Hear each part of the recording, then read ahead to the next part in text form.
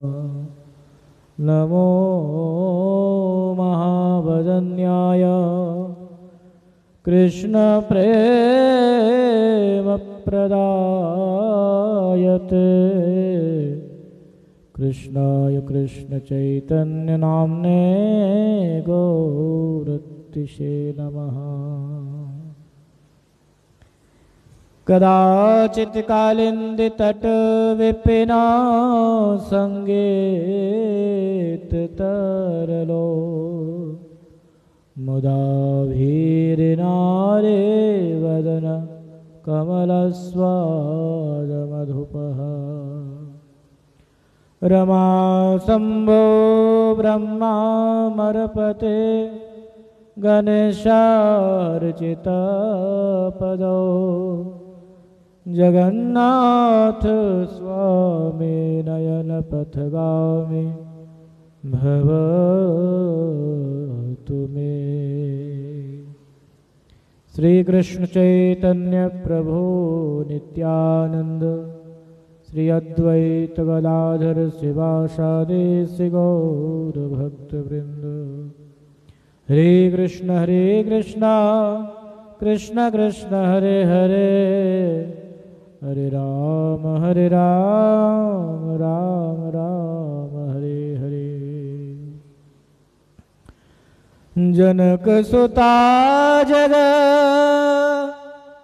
जननी जानकी अतिशय प्रिय करुणा निधान की ताके युगपद कमला मनावो जासु कृपा निर्मलमति पाओ जासु कृपा निर्मलमति पाओ।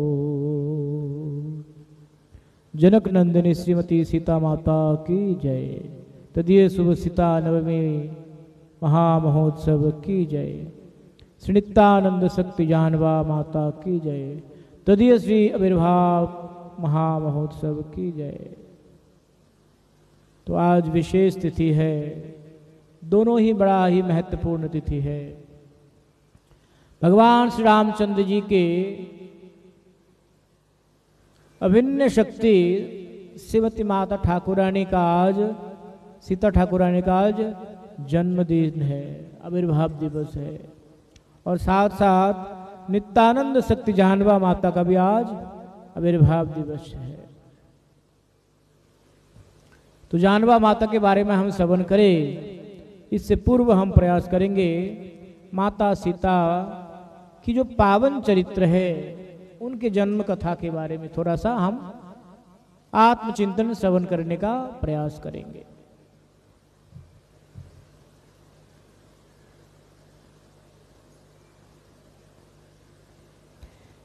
माता सीता विशेष रूप में भगवान के ही अभिन्न शक्ति स्वरूपा है। ये रमा उमा सीता ब्रह्मानी आदि जितने भी मातृशक्ति है, ये मातृशक्ति श्रीमती राधा ठाकुरानी के हृदय के वाम भाग से ये प्रकट होते हैं। तो इन सभी के मूल उद्गम स्थल, मूल स्रोत हमारे श्रीमती राधा रानी है। परंतु राधा रानी और सीता ठाकुरानी एक नहीं है। श्रीमती राधा रानी की जो भाव है और माता सीता ठाकुरानी की जो भाव है दोनों अलग है। इसीलिए कई लोग ये भ्रम रखते हैं कि लक्ष्मी माता ही सीता है और सीता ही राधा है। ऐसा नहीं है। श्रीमती राधा ठाकुरानी से समग्र ये शक्तियाँ प्रकाशित हुई जरूर है, परंतु जो प्रेम पात्र है श्रीमती राधा ठाकुरानी। वो कृष्ण प्रेम को जिस रूप में अपने आप को वो गच्छित के रूप में रखी है, वो कृष्ण प्रेम के पात्रा स्वरूप है। उनके बराबर के कोई भी उनकी शक्तियां सम्मिलित नहीं होती है। इसीलिए माता सीता जो है श्रीमती राधा रानी के अंश स्वरूपा है, और अंश स्वरूपा होने के कारण वे भगवान के,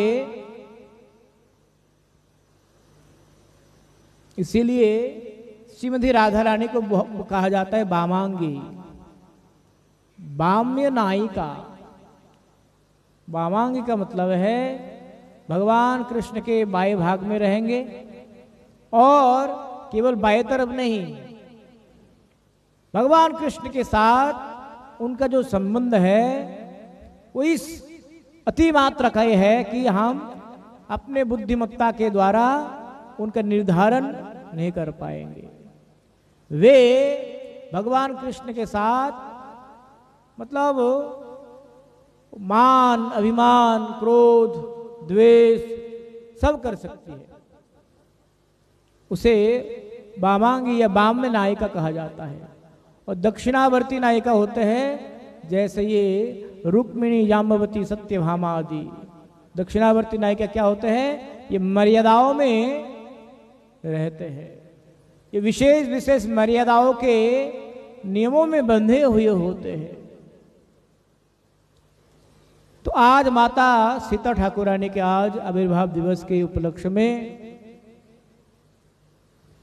वाल्मीकि रामायण में माता सीता के बारे में ऐसा वर्णन मिलता है कि एक बार कौशल प्रदेश में इस प्रकार से अकाल पड़ गया, तो कई वर्षों से बरसात ना होने के कारण वहां पर अन्न का अभाव हो गया, जिसके कारण कौशलपुर के सभी प्रजा लोग त्राही त्राही मच गए। क्या करे? तो ऐसी स्थिति में किसी सत महापुरुष ने ये सलाह दिया कि अगर हमारे राजा यानी कि जनक जी स्वयं अगर हल लेकर के जमीन में चलाएंगे तो ये जो अनावृष्टि है इसका समस्या समाधान हो सकता है। तो उसी समय जनक महाराज ने अपना हल लेकर के हल चलाना प्रारंभ किया कि अचानक से आसमान में बादलों के गड़गड़ाहट हुए, और उसी के बीच जो हल्का लांगल होता है ना, हल तो एक तो लकड़ी के बनते हैं, उस लकड़ी के हल में एक मूसल लोहे का होता है जिससे कि मिट्टी को आसानी से काट सकते हैं। जैसे ही भूमि में स्पर्श हुआ उसी समय भूमि के नीचे जाते ही एक आवाज आ गया, जैसे विद्युत चमकता हुआ आवाज। और जनक महाराज थोड़ी देर रुक करके देखा तो उसी हल में एक स्वर्ण कलश संगठित हुआ। जब उस कलश को निकाले गए और खोला गया तो देखा गया उस कलश में एक पुत्री, एक कन्या विद्यमान था, और उस कन्या को राजा जनक अपने महल में ले आए। इसीलिए माता सीता वे किसी के गर्भ जात संतान नहीं थी। कहा जाता है माता सीता जो है पृथ्वी माता के धरित्री देवी के पुत्री थी।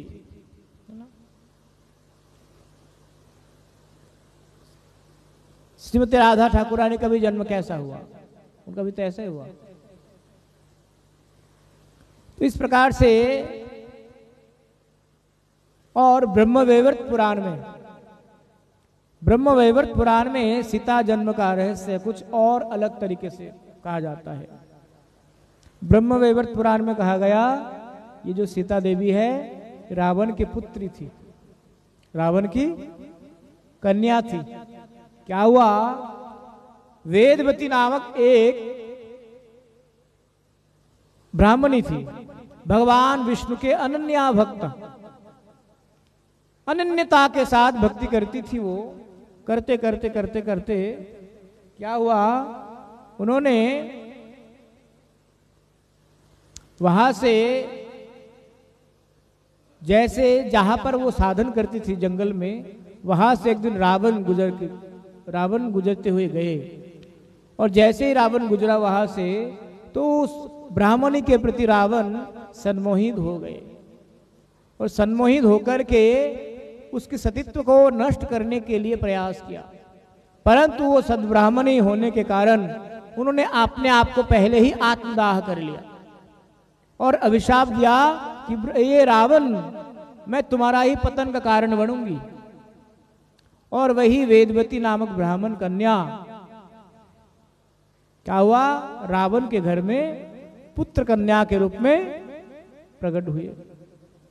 और जैसे रावण के घर में पुत्र कन्या के रूप में प्रकट हुए, तो रावण को तो पता था ना कि ये वेदवती नामक ब्राह्मण ही है, क्योंकि मुझे अभिशाप दिया था ना कि तुम्हारा सर्वनाश करूंगी, मैं तुम्हारे घर में बेटी बन करके आऊंगी। तो उसी समय डर के मारे रावण ने क्या किया, उस पुत्र कन्या को समुद्र में बहा दिए।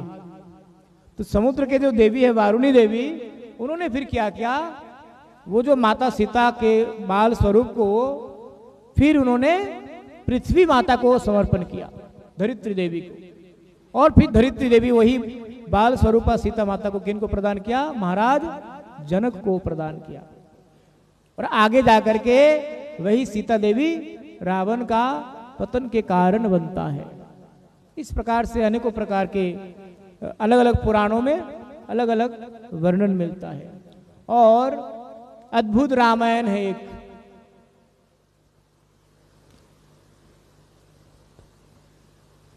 रामायण शतकोट अपारा। मानस में कहा गोस्वामी जी ने कि रामायण एक दो नहीं अनेकों प्रकार के हैं। कितने रामायण हैं हमें खुद को पता नहीं। एक दक्षिण भारत के रामायण कंब रामायण, महर्षि कंब जी के द्वारा रचित, बहुत प्रसिद्ध है। अद्भुत रामायण, रामचरितमानस, और ऐसे अनेकों प्रकार के राम भगवान के गुणावली को अलग अलग रूप में, अलग अलग युग में, अलग अलग कालखंड में रचना किए गए। उनमें से एक है अद्भुत रामायण। उस अद्भुत रामायण में वर्णना आता है कि रावण एक बार जंगल से गुजरते हैं और वहां क्या करते हैं कि कोई ब्राह्मण और ब्राह्मणी भजन करते हैं, और वो क्या करते हैं, रावण उन सबका हत्या कर देते हैं। हत्या करने के बाद उनके जो खून है ना, वो घड़े में डाल लेते हैं, कलश में डाल लेकर के वो क्या करते हैं, अपने राजमहल में लेकर के आते हैं। राजमहल में लेकर के आकर के रख दिया कहीं पर, उसी रक्त से भरा हुआ घड़ा को देख लिया कौन, मंदोदरी ने। राक्षस कुल की है ना वो लोग, तो मंदोदरी ने उस रक्त को पान कर गई। राक्षस लोग खून पीते ही है, तो मंदोदरी ने उस कलश से भरा हुआ रक्त को पी गई और उसी से वो गर्भ संभवा हो गई। और वही से बाल स्वरूपा सीता माता का जन्म होते हैं। फिर जैसे जन्म होते हैं उसी समय फिर रावण उस सीता माता को बाहर समुद्र में फेंक के आता है। ऐसे अनेकों घटनाएं सीता चरित्र के बारे में हमें सुनने को मिलता है। पर इससे सबसे प्रामाणिक माना जाता है वाल्मीकि रामायण में, जो महाराज जनक ने भूमि छेदन हल परिचालन करते हुए जब उनको प्राप्त होते हैं माता सीता, इसी को अधिकतर प्रामाणिक माना जाता है। इसमें कहते हैं उद्भव स्थिति ही संसार कारिणी क्लेश हारिणी सर्वश्रेष्ठ करिंग सीताम नतयोम राम वल्लभाम। श्री राम प्राण वल्लभ विदेह राज नंदिनी श्री किशोरी जी के प्राकट्य उत्सव के ये जो आज उनका जन्म महोत्सव है, सीता माता किस प्रकार से एक आदर्श धर्म पत्नी के रूप में उन्होंने आदर्श स्थापित किया, ये आज के समय में बहुत प्रासंगिक है। आज के समय में हमारे माता बहनें अगर बिंदु मात्र भी माता सीता जी से थोड़ी सी अनुप्रेरणा लेंगे तो हमारे सामाजिक सुधार, बहुत अधिक हो सकते हैं।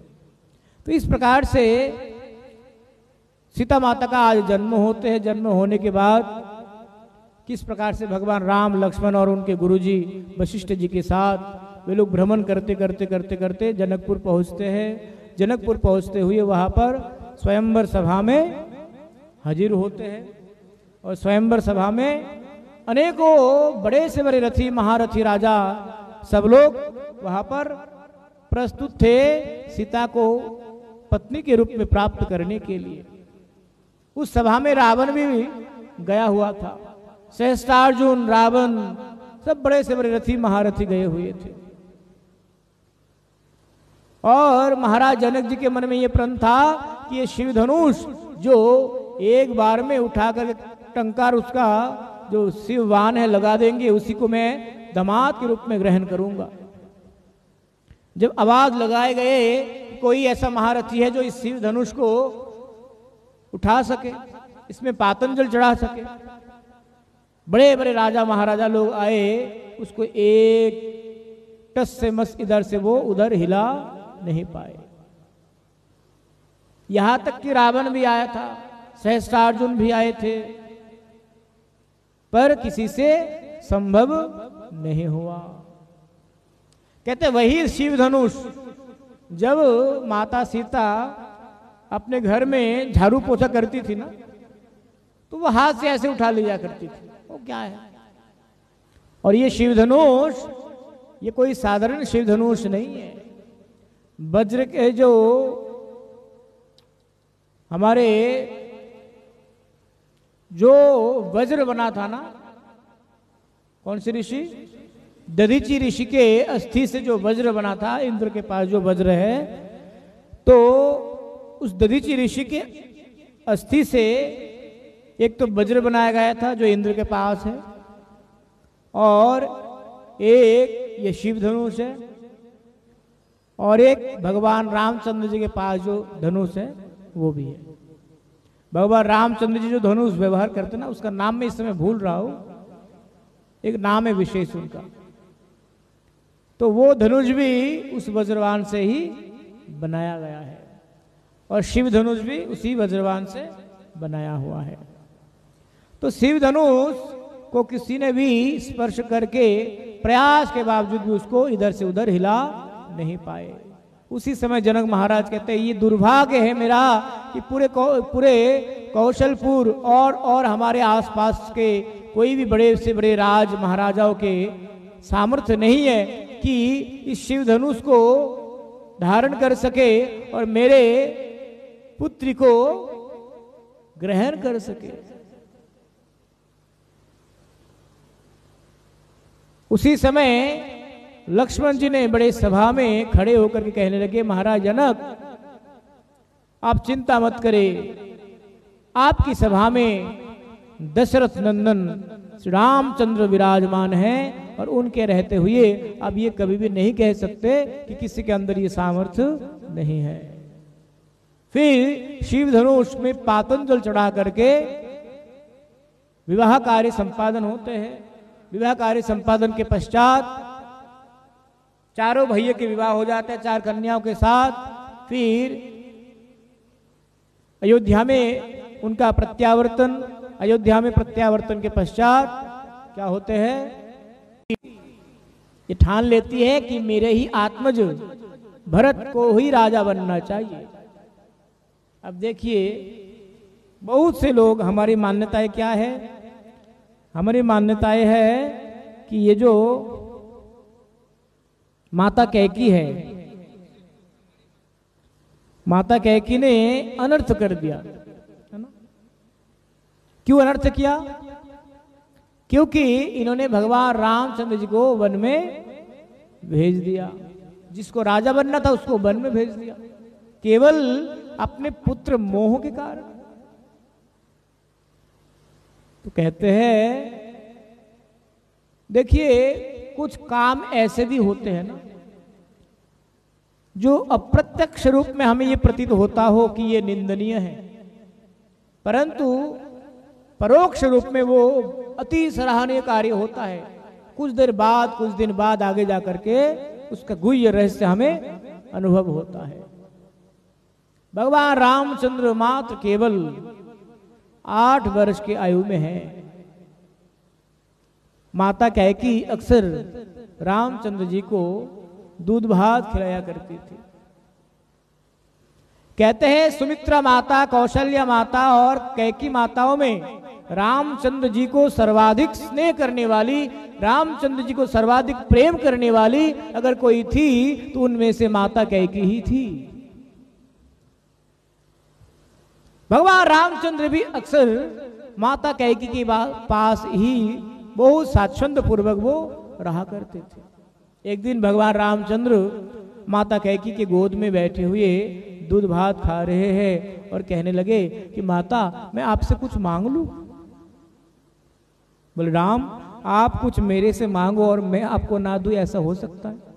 मांगो बेटा, क्या चाहिए आपको, बोलो तो सही। एक बार आप बोलने में देर नहीं करोगे, मैं आपको वो वस्तु देने में इतना देर नहीं करूंगी। बोले माता ऐसे नहीं, आपको संकल्प करना होगा कि जो मैं मांगूंगा आप वो दोगी मुझे। बोले बेटा संकल्प का क्या विषय है इसमें, मैं माँ हूं और माँ के पास पुत्र कुछ भी मांग ले, भले ही वो अपना जान ही क्यों ना मांग ले, मैं अपना जान देने में हिचकूंगी नहीं, एक बार मांगो तो सही। तो भगवान राम कहते माता पहले आप संकल्प करो। जब संकल्प करती है तो कहते माता देखो आने वाले समय में ऐसे ऐसे परिस्थितियां आएंगी और मुझे अपने सधर्म को स्थापित करने के लिए अनेकों लीलाएं करने होंगे। तो इसीलिए जब मैं युवावस्था में आ जाऊंगा, मेरा विवाह कार्य संपन्न हो जाएगा, उसके बाद मुझे राज्याभिषेक के लिए महाराजा दशरथ महाराज मेरे राज्याभिषेक करेंगे, मुझे राजा घोषित कर देंगे। उस समय आपको मेरे लिए वनवास मांगना है। उसी समय कैकेयी माता को सुन करके इतना दुख हुआ कि मानो प्राण निकल जा रही थी। राम ये कैसा वरदान है और ये कैसे संभव हो सकते हैं? तुम्हारे बिना अयोध्या के एक एक पत्थर भी सजीव हो जाते हैं, तुम्हारे लिए अयोध्या के कन-कन भी मानो अपने सांसों में दम भरता है, और वहीं पर अगर तुम अयोध्या से चले जाओगे इन अवधवासियों की क्या होंगी स्थिति? और तुमने ये मांग भी कैसे लिया मेरे से? तुमको ये लगा कैसे कि मैं ये करने में आपको सहायता कर सकती हूँ? तुम मेरे इतना प्रिय हो जितना मेरे अपने भरत और लक्ष्मण भी नहीं है। कहते माता इसीलिए तो मैं आपसे मांग रहा हूं। आप मुझसे ये बिना दिए आप मुझे निराश नहीं करोगे, मुझे इतना भरोसा है, इसीलिए मैं आप ही से तो ये आशा किया। कहते राम तुम्हें अनुभव भी है, इस कार्य के लिए मुझे कितना कुछ झेल सकता है, कितना कुछ झेलना पड़ेगा मुझे। पूरे संसार के लोग मेरी निंदा करेंगे, संसार मुझ पे थूकेंगे कि जो राम सभी विश्रामों के हृदय स्थल है, उद्गम स्थल है, उस राम के प्रति तुम्हारी इतना विद्वेष भावना। फिर कुछ समय बाद माता कैकेयी ने सोची कि राम अगर तुम्हारे इसमें इच्छा है, अगर तुम्हारे इसमें खुशी है कि तुम्हारे लिए मैं 100 जन्मों तक भी निंदाओं का पहाड़, निंदाओं का बोझ अपने सर पे धारण करती हुई मैं ऐसा जीवन व्यतीत करने में भी मैं हिचकिचाऊंगी नहीं, मैं अपने जीवन को तुम्हारे आज्ञा को रखने के लिए समर्पित कर दूंगी। तो उसी समय माता कैकेयी ने प्रस्तुत हो गई और भगवान रामचंद्र जी को वचन देते हैं। इसीलिए रामचरितमानस या रामायण कोई भी हम पढ़े तो उसमें विशेष रूप में माता कैकेयी के जो चरित्र है ना, अगर आप लोग विस्तार से वाल्मीकि रामायण का अध्ययन करेंगे तो अनुभव हो सकता है कि माता कैकेयी कितनी महान थी। भाई हर कोई अपनी वाहवाही चाहते हैं कि मेरा वाहवाही हो, मेरा नाम हो जाए, मैं बहुत बड़ा भक्त हूं, पर भगवान के लिए निंदाओं का बोझ अपने सर पे लेना यह हर किसी के बस की बात नहीं है। तो माता कैकेयी भगवान राम के प्रति कितना निष्ठा रखती थी कि भगवान रामचंद्र अपने माता कौशल्या माता को भी ये बात नहीं कह सकी कि आप मेरे लिए इतना सेक्रीफाइस करो। भगवान राम को पता था कि ये सेक्रीफाइस तो केवल माता कैकेयी ही कर सकती है। ये माता कैकेयी की महान चरित्र है। उसी प्रकार रामायण के कुछ और पात्र हैं जो बिल्कुल विरल पात्र है। आप देखेंगे हमारे विभीषण जी के चरित्र विरल चरित्र है। विस्तार से कभी समय मिलेगा तो कभी चर्चा करेंगे। दुनिया विभीषण जी की निंदा करते, परंतु विभीषण जी की जो महत्वता है उसको जब हम गंभीरता पूर्वक रामायण अध्ययन करेंगे ना तो पता चलता कि विभीषण जी कितने महान थे। इसी प्रकार महाभारत में कुछ ऐसे चरित्र है। विदुर जी इतने महान चरित्र कि विदुर जी को उन समय के सर्वश्रेष्ठ नीतिज्ञ माना गया। तो इस प्रकार से फिर माता सीता और भगवान राम भाई लक्ष्मण दैविक क्रम से उनके ही स्वेच्छा क्रम से वनवास में जाते हैं। बाकी सबको पता ही हमें। तो आज माता सीता का प्राकट्य के उपलक्ष्य में हम सीता ठाकुरानी के चरणों में प्रार्थना करते हैं कि वे हमें कृपा करे और हम भगवान के भक्ति में रह करके भगवत प्राप्ति तक अपने जीवन को ले जा पाए। इसके लिए हम माता सीता ठाकुरानी के चरणों में प्रार्थना करते हैं। जनक सुता जग जननी जान के अतिशय प्रिय करुणा निधान के। और आज ही के दिन हमारे जानवा माता नित्यानंद प्रभु के शक्ति है, उनका आविर्भाव तिथि है। द्वापर के युग में श्री कृष्ण लीला में जो बलदेव जी की पत्नियां वारुणी और रेवती थी, वे ही इस अवतार में वसुधा और जानवा माता के नाम से श्री नित्यानंद प्रभु के दोनों पत्नियां हुई है। क्योंकि नित्यानंद प्रभु जी अभिन्न बलराम जी हैं। जो बलदेव तत्व है वही नित्यानंद तत्व है।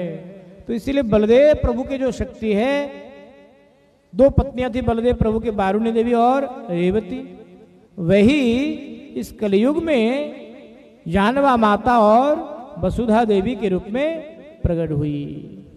ये दोनों सूर्य के समान तेजस्वी थी। इनके पिता सूर्यदास सरखेल जब अपने दोनों कन्याओं की विवाह के लिए चिंतित थे, तब एक ब्राह्मण इनके पिताजी को कहा था कि नित्यानंद जी इन दोनों के कन्याओं के नित्य पति है। तो एक ब्राह्मण जी आए हुए और उन्होंने कहा कि इन दोनों कन्याओं का नित्य पति कौन है? नित्यानंद, इसीलिए उसी से इनका विवाह करवाइए।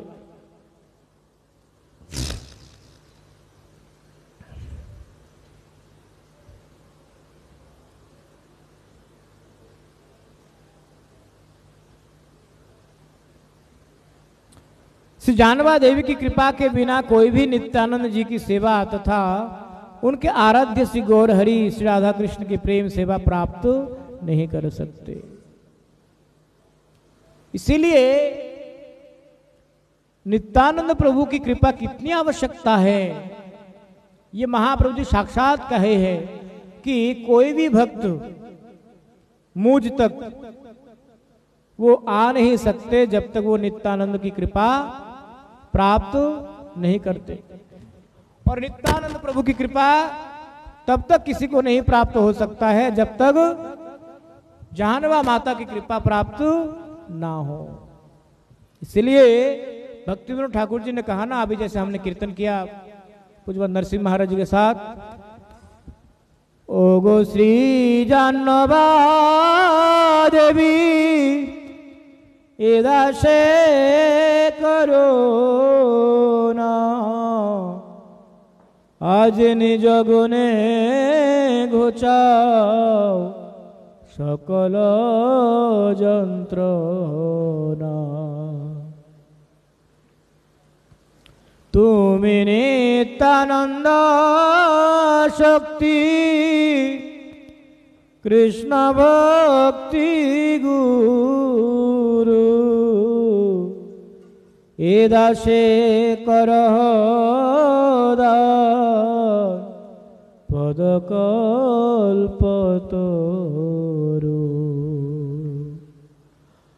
কত কত পামরে রে করেছ উদ্ধার, তোমার চরণে আজ এ কাঙাল ছাড়। तो ये जानवा माता, उन्होंने नित्यानंद प्रभु के जाने के पश्चात ये जो गौर भक्ति धारा है और विशुद्ध वैष्णव परंपरा है, इसको पुनरुज्जीवित किया। और पुनरुज्जीवित करने के बाद इन्होंने भी जो आचार्यत्व है, जो गुरु तत्व है, इनमें प्रतिष्ठित रह करके इन्होंने शिष्य बनाए और हमारे जो विशुद्ध गौरीय परंपरा है उसको आगे बढ़ाया है। इसीलिए हमारे सनातन शास्त्र में जहाँ पर एक तरफ कहा जाता है कि माताओं को वेद पढ़ने का अधिकार नहीं है, वहीं पर सोचिए जानवा माता शिष्य क्या करती थी।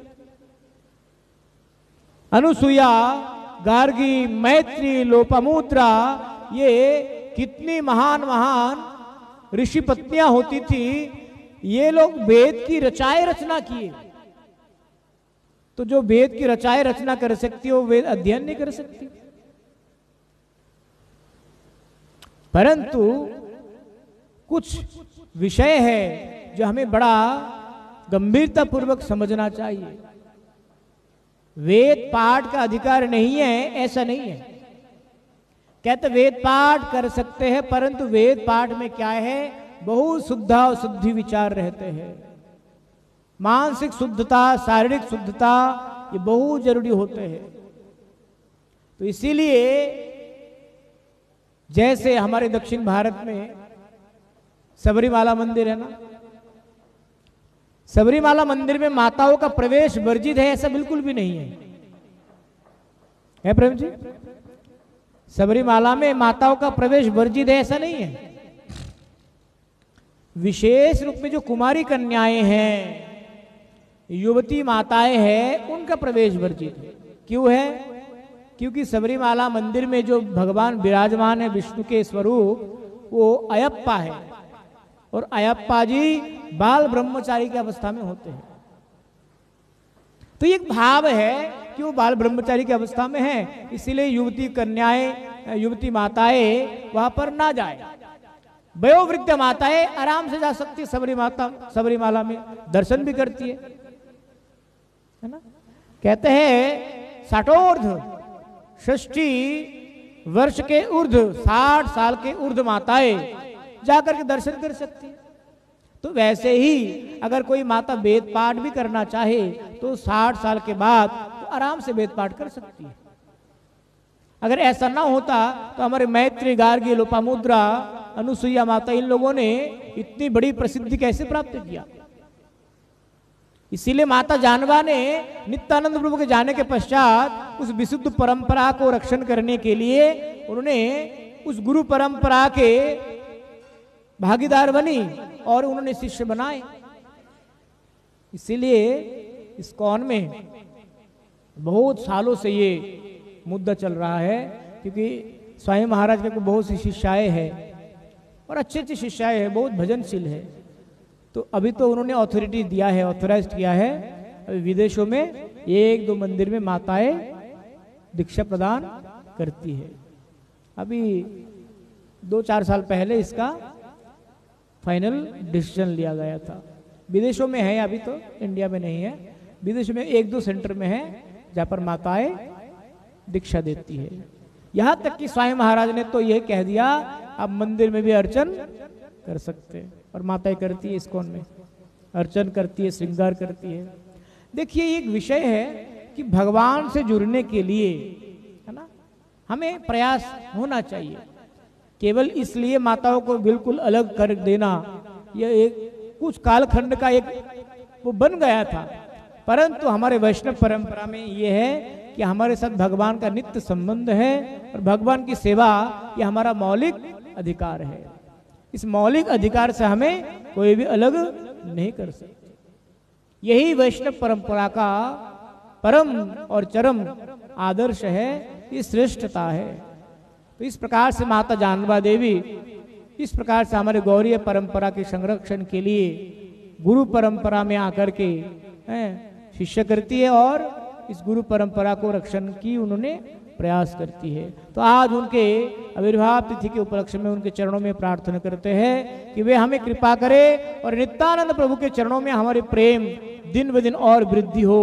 इसके लिए हम अपने भक्ति जीवन में जानवा माता के चरणों में प्रार्थना करते हैं। वांछाकल्पतरुभ्यश्च कृपा सिंधुभ्यैव च पतितानां पावनेभ्यो वैष्णवेभ्यो नमो नमः। दिनेश प्रभु को, हाँ जी प्रभु। देखिए गायत्री मंत्र अलग है, आप समझे नहीं। वेद पाठ और गायत्री मंत्र एक विषय नहीं है। हाँ, गायत्री मंत्र का अलग विषय है, वो तो जब करना ही नहीं है और ना हम उसको बोलते किसी को करने के लिए। हाँ, वेद पाठ और गायत्री मंत्र का जब अलग अलग विषय है ना, क्योंकि वेद में अलग अलग रूप में स्तुतियां किए गए, वो अलग विषय, बाद में कभी चर्चा करेंगे। करो करो।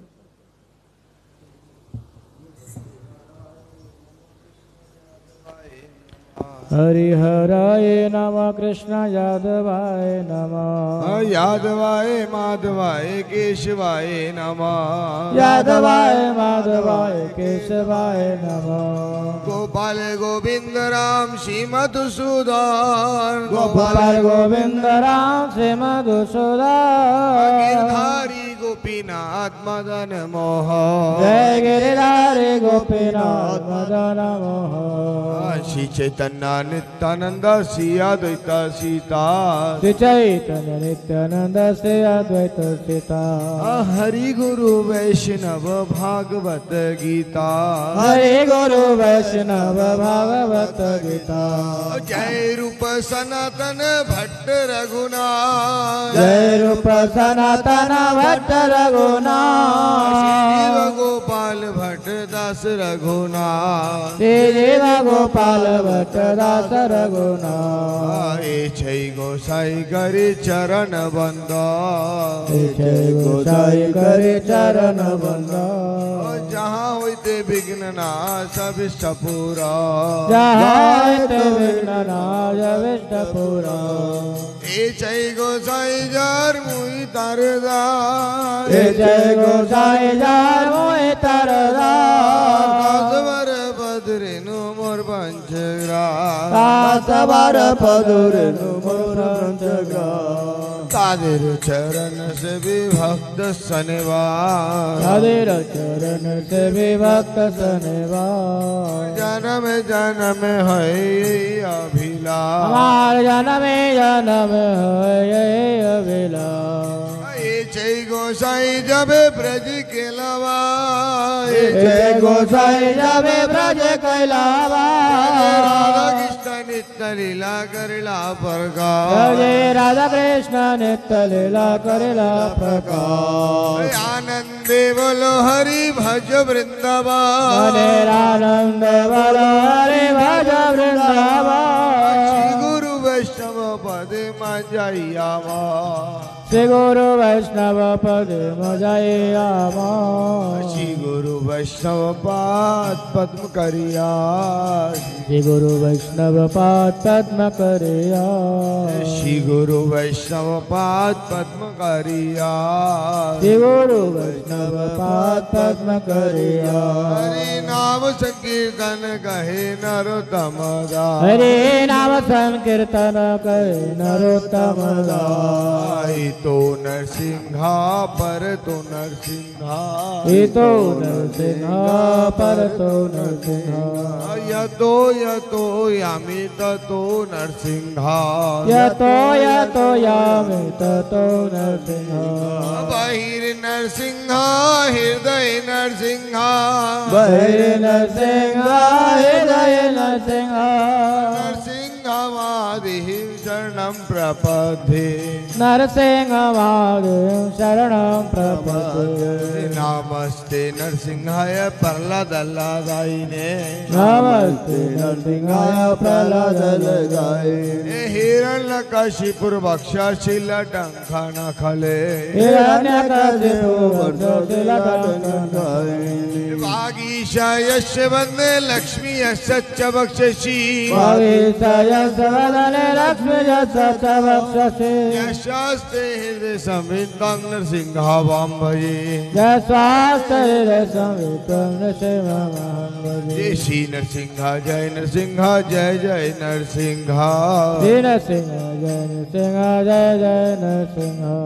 प्रह्लाद से जय पद्मा मुख पद्मा भृंग प्रह्लाद से जय पद्मा मुख पद्मा भृंग जय दाव जय दाव जय जय राम जय दाव जय दाव जय राम जय राम नरसिंहा देवी जय दाव जय दाव देव जय राम जय राम भक्ति विघ्न विनाशादि जय दाव जय दाव भक्ति विघ्न विनाशने जय राम जय राम भगत वत्सल हरि जय दाव जय दाव भगत वत्सल हरि जय राम जय राम आविर्भाव महोत्सवे जय दाव जय दाव आविर्भाव महोत्सवे जय राम जय राम जहान व माता जय दाव जय दाव जहान व माता जय राम जय राम आविर्भाव